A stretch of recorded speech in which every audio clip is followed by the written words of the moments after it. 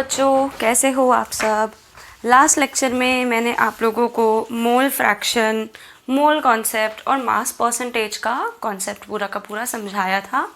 फिर मैंने आपको कुछ क्वेश्चंस भी करने के लिए दिए थे। आज हम लोग क्या करेंगे, जितने भी आपके कॉमन डाउट्स हैं वो मैं आपको सॉल्व करके बता रही हूँ ताकि आपके डाउट सारे के सारे क्लियर हो जाए। तो शुरू करते हैं। मैं रैंडमली कोई भी क्वेश्चन ले लूँगी, वो क्वेश्चन जिसमें सबसे ज़्यादा डाउट्स की क्वेरी आई है। जैसे हमारे पास एक क्वेश्चन है, अ solution is prepared by dissolving a certain amount of solute in 500 gram of water. The percentage by mass of solute in a solution is 2.38.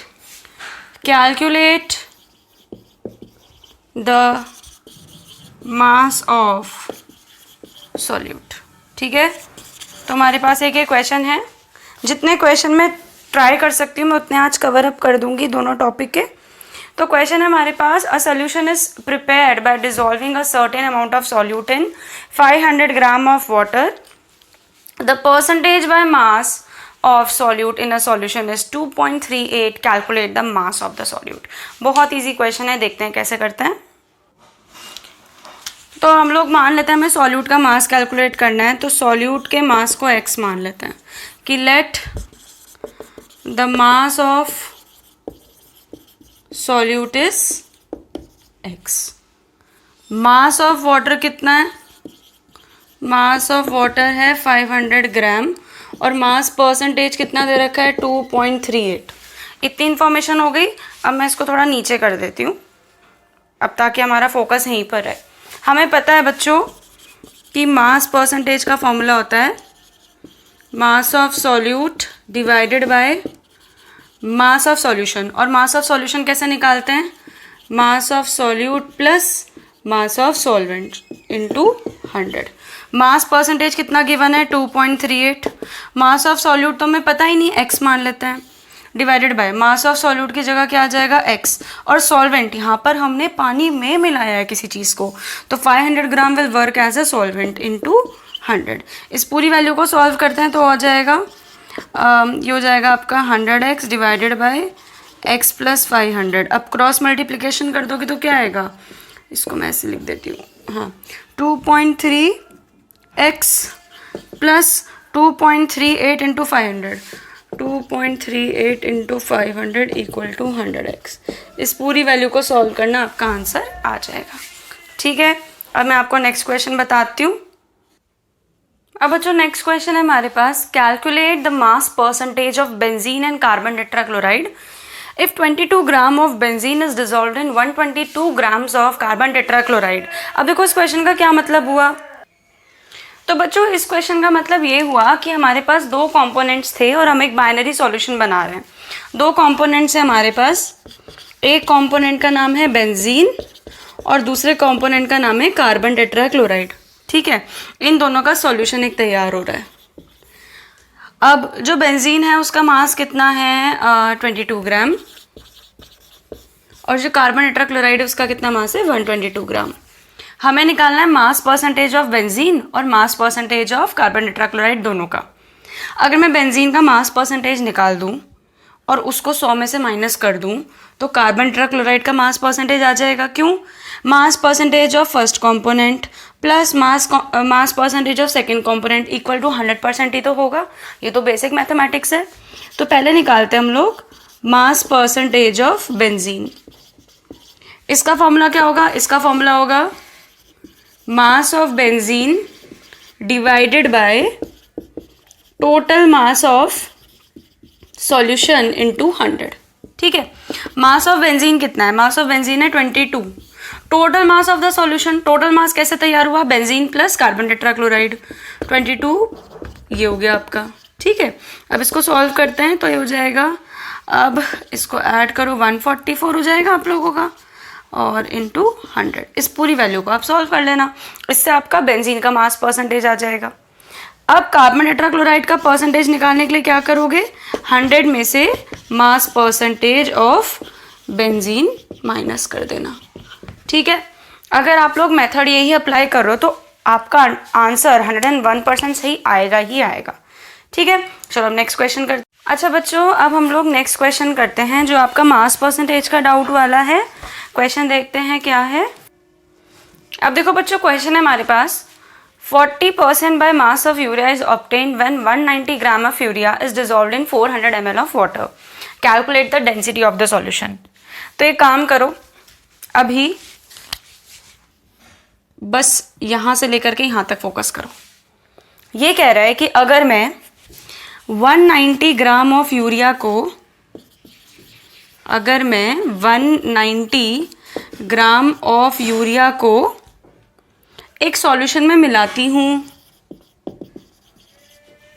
तो मुझे जो मास परसेंटेज मिलती है यूरिया की वो 40% हुई। ठीक है, मास परसेंटेज का फॉर्मूला होता है मास of solute divided by mass of solution into 100। Mass percentage कितना गिवन है 40, मास ऑफ सॉल्यूट कितना है 190, मास ऑफ सॉल्यूशन कितना है x इंटू 100। तो क्या हो जाएगा 40x इज इक्वल टू, ये बन जाएगा x क्या हो जाएगा 190 इंटू अपॉन 40, यहाँ से ये कैंसिल कर देंगे, ये होगा आपका इस तरह से। अगर आप इस पूरे वैल्यू को सॉल्व करोगे तो ये आ जाएगा आपका आई थिंक 475। तो मास ऑफ द सॉल्यूशन कितना हो गया 475 ग्राम। यहाँ तक किसी को कोई परेशानी? पर हमें तो मास ऑफ द सॉल्यूशन नहीं निकालना है, हमें तो क्या कैलकुलेट करना है, डेंसिटी ऑफ द सॉल्यूशन। ठीक है, यहाँ पे मैंने एडजस्ट कर दिया थोड़ा। हमें तो कैलकुलेट करना है डेंसिटी ऑफ द सॉल्यूशन। तो हमें पता है बच्चों डेंसिटी का फॉर्मूला होता है मास अपॉन वॉल्यूम। मास किसका? Of the solution. वॉल्यूम किसकी? Of the solution. तो मास ऑफ सॉल्यूशन कितना है आपका? मास ऑफ सॉल्यूशन है 475 और वॉल्यूम ऑफ द सॉल्यूशन कितना है 400। इस पूरी वैल्यू को सॉल्व करना, आपका आंसर आ जाएगा 1.1 समथिंग आ जाएगा ग्राम पर ml। डेसिमल के एक पॉइंट तक, डेसिमल के बाद एक प्लेस तक आंसर निकाल दो, मोर देन सफिशिएंट है। तुम्हारे पास अगर एक्स्ट्रा टाइम बचा है तो 2 डेसिमल प्लेस तक निकालो, उससे ज़्यादा आपको करने की ज़रूरत नहीं है। अब नेक्स्ट क्वेश्चन पर आते हैं। अब बच्चों नेक्स्ट क्वेश्चन है, पहले तो इस क्वेश्चन को इंपॉर्टेंट मार्क करो सबके सब। यही क्वेश्चन, परसेंटेज यही थी, वैल्यू यही थी, बस जो केमिकल्स के नाम है वो चेंज कर दिए थे। ये क्वेश्चन आपका बोर्ड में आया है 2-3 बार और टीचर्स का फेवरेट क्वेश्चन है। थोड़ा सा इसमें दिमाग लगना है ज़्यादा, बट बहुत ईजी भी है। क्वेश्चन है calculate percentage composition in terms of mass of a solution obtained by mixing 300 gram of 25% solution of ammonium nitrate with 400 gram of 40% solution of solute x. अब आधे बच्चे तो क्वेश्चन की लैंग्वेज देख के घबरा जाते हैं, क्या है। और बच्चों एक और चीज़, जिन बच्चों को न्यूमेरिकल्स से डर लगता है, चाहे क्लास 11th हो चाहे क्लास 12th हो, जो आपका फाइनल एग्ज़ाम होता है ना, उसमें जो न्यूमेरिकल की मैक्सिमम वैल्यू होती है वो 10-12 मार्क्स होती है। उसमें भी अगर तुम बहुत ज़्यादा स्टेप वाइज मार्किंग होती है, अगर तुम गिवन लिख कर आ जाओगे, फॉर्मूला यूज़ लिख कर आ जाओगे, सेंटेंस फ्रेम कर दोगे तो तुम्हें उस पर भी मार्क्स मिलते हैं। तो घबराने की बिल्कुल भी ज़रूरत नहीं है, केमिस्ट्री के न्यूमेरिकल बहुत ईजीली हो जाते हैं, बस थोड़ा ध्यान देना है आपको। तो देखो आप क्वेश्चन पर आ जाते हैं वापस। क्वेश्चन बहुत सिंपल है। इमेजिन करो तुम्हारे पास 2 कंटेनर, ठीक है। तो हमारे पास पहले कंटेनर में हमने रखा हुआ है NH4NO3 और दूसरे कंटेनर में हमने रखा हुआ है X। अब बहुत ध्यान से देखना, पहले वाले कंटेनर में NH4NO3 को मान लेते हैं पानी में मिलाया होगा, सॉल्यूशन तभी तो तैयार हुआ होगा। तो जो टोटल सॉल्यूशन है वो है 300 ग्राम और उसमें NH4NO3 की परसेंटेज कितनी है 25%। ठीक है, इसका मतलब अगर 100 ग्राम पानी होता तो 100 ग्राम सॉल्यूशन होता तो उसमें 25 ग्राम NH4NO3 होता।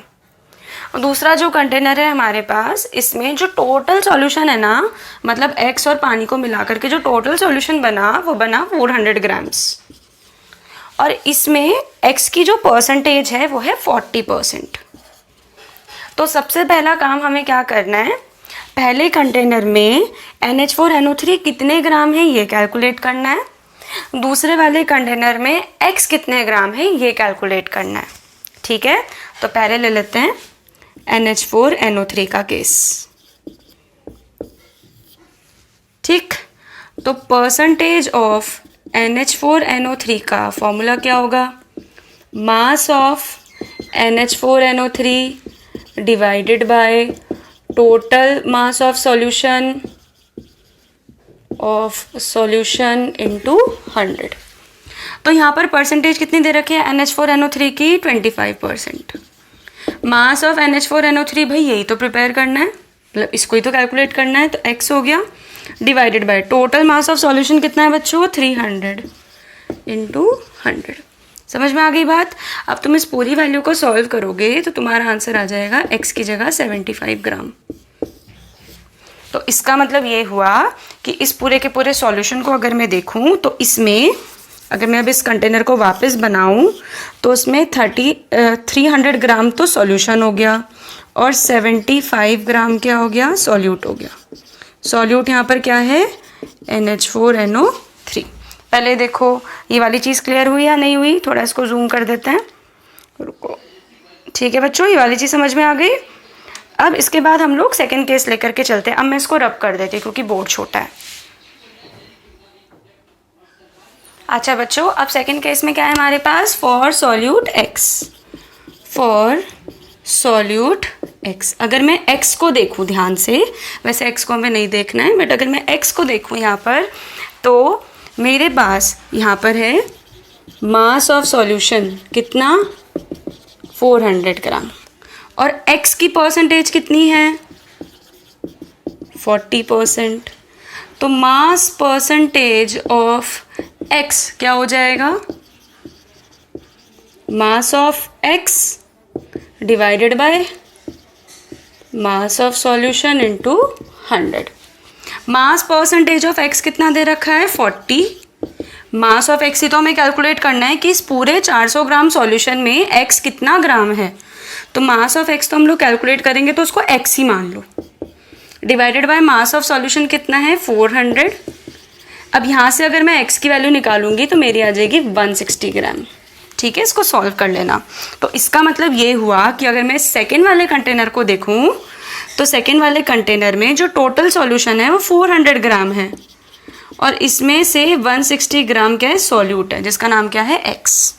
यहाँ तक समझ में आ गया? ये हमारा 50% क्वेश्चन तैयार हो गया। बार बार रिवाइंड फॉरवर्ड करके देखना, समझ में आ जाएगा। कॉन्सेप्ट बहुत क्लियर होना चाहिए। अब आगे देखते हैं, इसको मैं रब कर देती हूँ। ठीक है, अब देखो क्वेश्चन की लैंग्वेज क्या है कि मेरे पास एक सॉल्यूशन है जो कि 300 ग्राम है, उसमें 75 ग्राम NH4NO3 मिक्सअप हो रखा है, केस 1। मेरे पास दूसरा कंटेनर है, उसमें 400 ग्राम सोल्यूशन है और उसमें 160 ग्राम x है। ठीक है, अब हमने क्या करा, तो उसका मतलब ये हुआ कि ये दोनों तो सॉल्यूशन वाला पार्ट हो गए, ठीक है, और ये दोनों सॉल्यूट वाला पार्ट हो गया। कोई परेशानी इसमें किसी को? समझ में आ गई बात? अब हमने क्या करा, इन दोनों को उठा करके बहुत बड़े कंटेनर में डाल दिया। जब मैं बहुत बड़े कंटेनर में डालूंगी तो टोटल सॉल्यूशन कितना हो जाएगा? 300 + 400, टोटल सॉल्यूशन कितना हो जाएगा? 700 ग्राम। और टोटल सॉल्यूट मतलब इन दोनों को मिक्स करके एक सिंगल सॉल्यूट माना है। टोटल सॉल्यूट कितना हो जाएगा? 160 + 75 कितना हो जाएगा? 235। हमें मास परसेंटेज निकालनी है। ठीक है, ये दोनों घुल गए आपस में, ये दोनों को मिला करके एक ही सॉल्यूट माना है हमने। तो मास परसेंटेज ऑफ सॉल्यूट क्या हो जाएगा? मास of solute divided by total mass of the solution into 100। इसको सॉल्व कर लेना, ये आ जाएगा आपका आई थिंक 3 पॉइंट समथिंग, ये आपका परसेंटेज आ जाएगा। और मास परसेंटेज ऑफ सॉल्वेंट निकालने के लिए जो भी आपका आंसर आया ना ये वाला, इसको 100 में से माइनस कर देना, जितना भी होगा। ठीक है बच्चों, इस तरीके से करना है।